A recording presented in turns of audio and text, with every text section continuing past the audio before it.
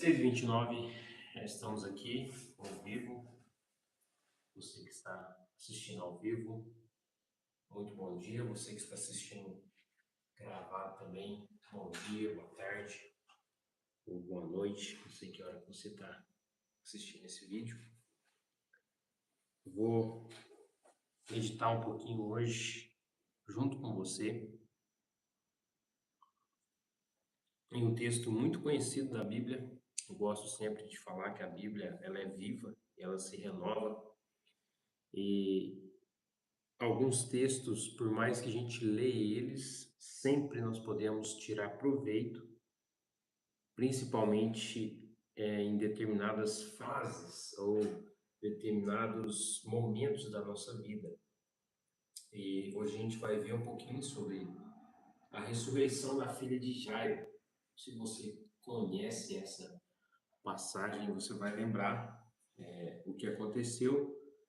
E a gente vai lendo aqui juntos e aplicando à nossa vida, ao nosso dia a dia, ao que a gente passa aqui nesse mundo. Amém?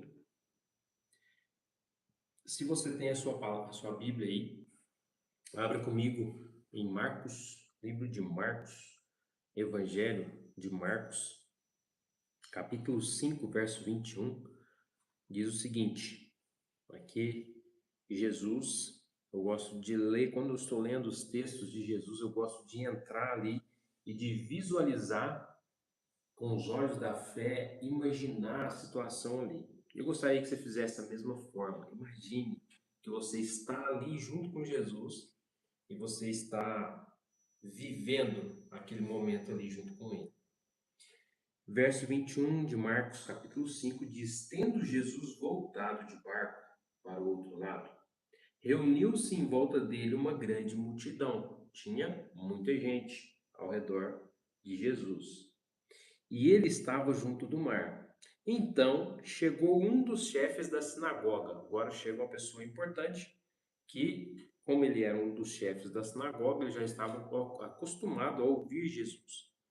Então ele tinha fé. A Bíblia diz que a fé vem pelo ouvir. Então chegou um dos chefes da sinagoga, chamado Jairo, e vendo-o, prostrou-se aos pés de Jesus e lhe pediu com insistência: Minha filhinha está morrendo. Venha impor as mãos sobre ela, para que seja salva e viva. Olha o que Jairo diz para Jesus. Ele se prostra diante de Jesus e ele pede a Jesus com insistência. Ele diz: Minha filhinha está morrendo. Venha impor as mãos sobre ela, para que seja salva e viva. A situação da filha de Jairo era um estado de morte. Ela estava no leito, né? E ela estava morrendo. E ele chega diante de Jesus e ele clama a Jesus porque ele entendeu que Jesus podia mudar a situação dele. E o que eu quero já começar a aplicar nas nossas vidas é que, primeiro, ele ouviu falar de Jesus porque ele era um dos chefes da sinagoga. Então a fé vem pelo ouvir. Segundo, ele declarou algo. Ele chega diante de Jesus e ele fala: Minha filhinha está morrendo, mas ele não fica só por aí. Tem horas que nós passamos por determinados momentos da nossa vida que são momentos difíceis e às vezes a gente só foca no momento difícil, só foca na doença, só foca naquela crise que você está passando, mas olha o que ele diz, olha o que ele diz, presta atenção no que Jair fala. Venha impor as mãos sobre ela, para que seja salva e viva. Ou seja, ele falou assim, ele reconhecia a situação que a filha dele estava, mas ele fala para Jesus: venha, impõe as mãos sobre ela, para que seja salva e viva. Aquilo que ele falou era o que ele acreditava que ia acontecer. E eu quero que você entenda que aquilo que você fala é aquilo que você está declarando que vai acontecer. Jairo olha para Jesus e ele fala: venha comigo, põe as mãos sobre ela. Ele dá detalhes. Ele olhou e falou assim: se Jesus for na minha casa, colocar as mãos nela, ela vai ser salva e ela vai viver. E tem horas que a gente quer mudar a nossa situação, mas a gente declara algo diferente. Tem pessoas que tomam posse de uma doença e falam assim, não, essa é a minha doença. E eles aceitam essa doença como sendo deles. Eles aceitam essa adversidade, essa dificuldade como sendo deles. E aí tem pessoas que falam assim, deve ser vontade de Deus que eu esteja passando por isso. A Bíblia, ela deixa claro que o povo de Deus, ele é destruído por falta de conhecimento. O que Deus quer para você?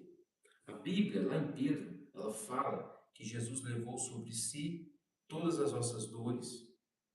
Ele, pelas suas pisaduras, ou pelas suas chagas, ou por aquilo que ele sofreu na cruz, nós fomos sarados.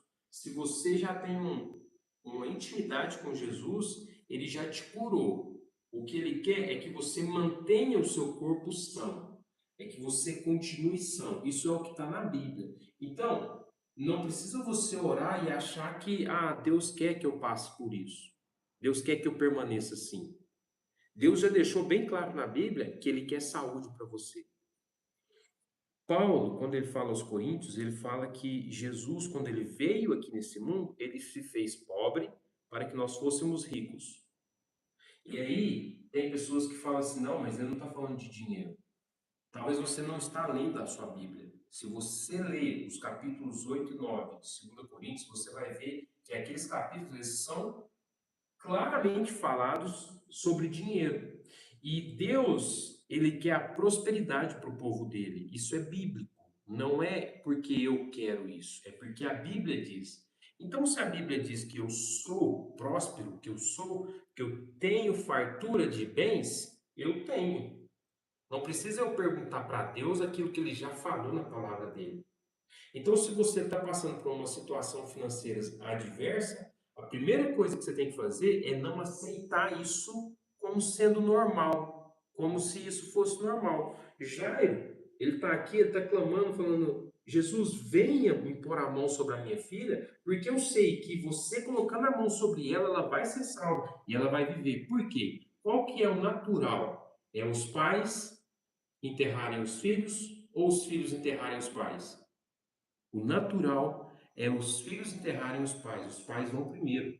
Mas nesse caso aqui, a filhinha de Jairo, que tinha 12 anos, ela estava no leito de morte. E aí ele fala assim: Jesus, se o Senhor colocar a mão sobre ela, ela vai ser salva, ela vai ficar viva. Ele acreditava nisso. Ele entendia que a situação dele poderia ser mudada. Então, a primeira coisa que eu quero falar para você, que você precisa absorver e entender que essa situação difícil que você está passando, a primeira coisa, para que ela seja mudada, a primeira coisa, você precisa entender que ela não é sua, que você tem que sair dessa situação. Se você está num leito de cama, se você está doente, se você está sofrendo alguma enfermidade, primeira coisa, não aceite essa enfermidade. Porque no momento que você aceitar e falar assim, não, isso aqui é para mim mesmo, acabou, não tem mais recurso, porque você já aceitou como sendo sua, você já tomou posse daquilo. Da mesma forma que você pode tomar posse de uma coisa boa, você pode tomar posse de uma coisa ruim. E aí você escolhe o que você toma posse e o que você traz para si. Entende? Então aqui Jairo, ele sabia que Jesus ia mudar a situação dele. E aí, se a gente for continuar lendo o capítulo, no capítulo 5, você vai ver que no meio do caminho, Jesus ele encontra com uma mulher, ele está passando ali no meio do caminho ali, e tem muita gente em volta, e vem uma mulher por baixo e toca na veste dele. E olha, eu vou ler só um trechinho aqui para você entender como que funciona a fé e como você muda a situação. Lembra que eu te falei que a primeira coisa é você não aceitar? Essa mulher, ela também não aceitava. Por quê? Porque ela já tinha gastado o dinheiro dela tudo, indo atrás de um recurso para poder ser curada. Mas quando ela ouviu falar de Jesus, olha o que diz o verso 27. Tendo ouvido a fama de Jesus, e a fé vem pelo ouvir. Ela ouviu falar de Jesus, ela falou assim, opa, aqui está a solução do meu problema. Ela escutou alguém falar, falou, Jesus curou fulano, Jesus curou ciclano, e ela ouviu aquilo, e aquilo despertou nela uma fé, e ela falou assim, olha aqui o que diz o versículo 27. Tendo ouvido falar da fama de Jesus, a mulher chegou por trás no meio da multidão e tocou na capa dele. certo? Ela chega, toca na capa de Jesus. Porque dizia, verso 28, olha que interessante, olha o que ela dizia, olha o que ela declarava, o que ela proclamava. Porque dizia: se eu apenas tocar na roupa dele, ficarei curada. Ela dizia isso. Ela falou assim: se eu tocar na roupa dele, eu vou ser curada. Se eu tocar na roupa dele, eu vou ser curada. Quando ela chegou e tocou na roupa de Jesus, o que aconteceu com ela? Ela foi curada instantaneamente, a Bíblia diz. Na hora, naquele momento, a hemorragia dela cessou. Ou seja, era o que ela falava. Então, se você tem aquela situação que você está passando de tristeza, de luta, de dificuldade financeira, de enfermidade, problema no casamento, talvez você tenha algum problema no seu casamento e às vezes a pessoa ela fica sempre falando: ah, eu vou me divorciar, ah, eu vou largar, ah, meu marido não presta, a minha esposa não presta, ela está sempre declarando isso, você pode ter certeza que é isso que vai acontecer, ela vai largar, porque é isso que ela está declarando. Agora, se a pessoa ela muda a forma de falar, e ela fala: meu casamento vai ser restaurado, meu esposo é abençoado, o meu esposo ele é trabalhador, a minha esposa ela é de Deus, ele começa a declarar isso, é isso que vai acontecer. Você precisa entender que há poder na sua palavra. A Bíblia ela deixa claro isso. Ela deixa isso bem claro, que a morte e a vida está no poder da palavra. A Bíblia também diz, está lá em Provérbios, que o seu coração, e quando eu falo coração, não estou falando do seu músculo que está aqui, que bombeia o seu sangue.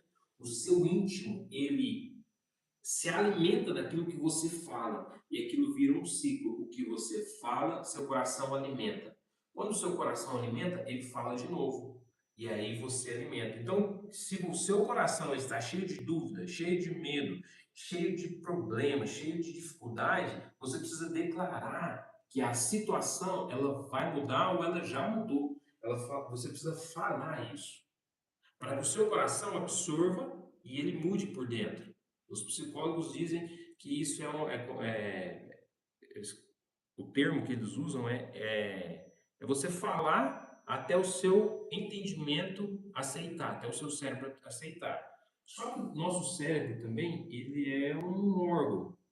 Então, quando fala de coração ou de entendimento, está falando do seu espírito, que vai além do nosso corpo físico. Entende? O seu homem interior precisa entender isso. E ele se alimenta daquilo que você fala e você ouve. Então, essa mulher, ela entendeu isso, ela tocou em Jesus, foi curada. Depois, né, a gente não vai ficar nesse texto da mulher que foi curada, que traz muitos ensinamentos, mas eu quero continuar falando sobre a filha de Jairo, rapidamente aqui, no verso 35. O que acontece no verso 35? Diz assim, ó: eu estou sentindo o poder de Deus. Estou sentindo que essa palavra ela está mexendo com você.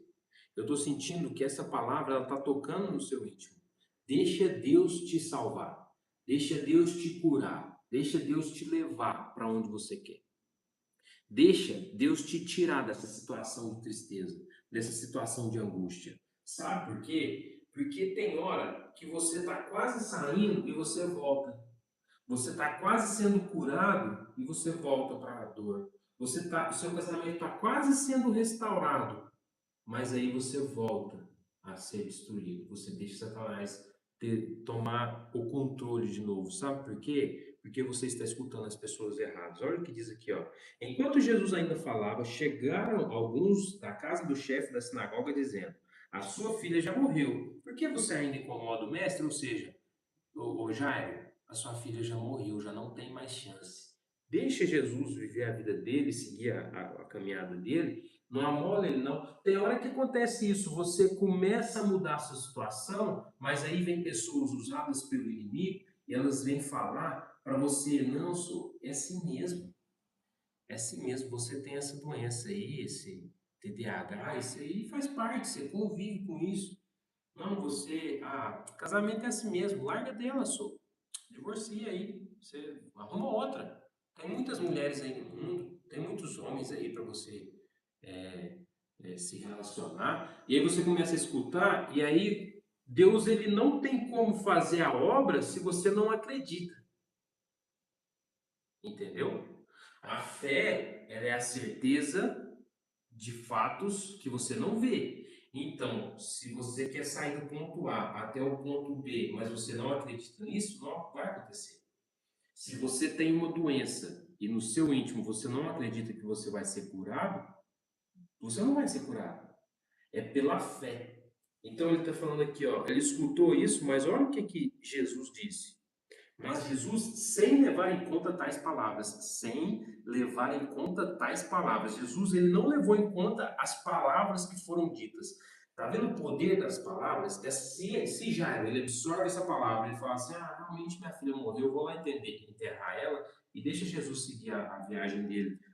Não, Jesus fala assim: olha o que ele diz. Sem levar em conta tais palavras, disse ao chefe da sinagoga: não tenha medo, apenas creia.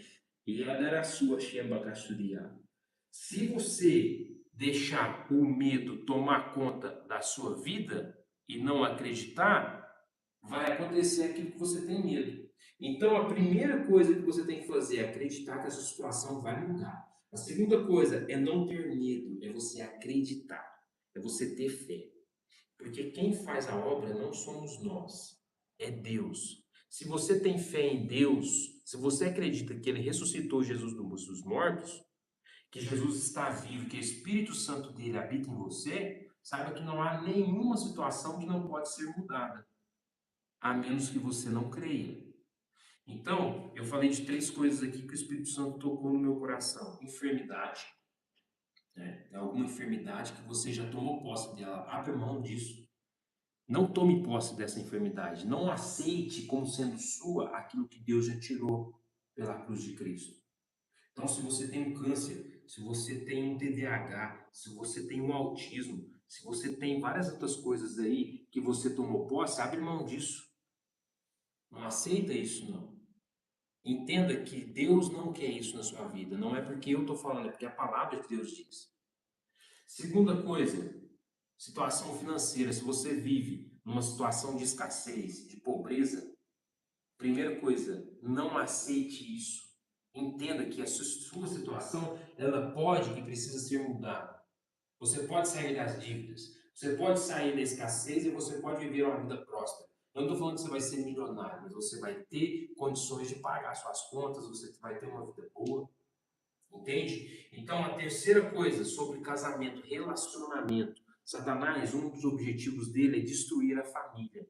E pode ser que você já pensou em largar da sua esposa, pode ser que você já pensou em largar do seu esposo, e pode ser que você já declarou isso, já falou divórcio quantas e quantas vezes na sua casa. Meu amigo, pare de declarar aquilo que você não quer. Você não quer se divorciar.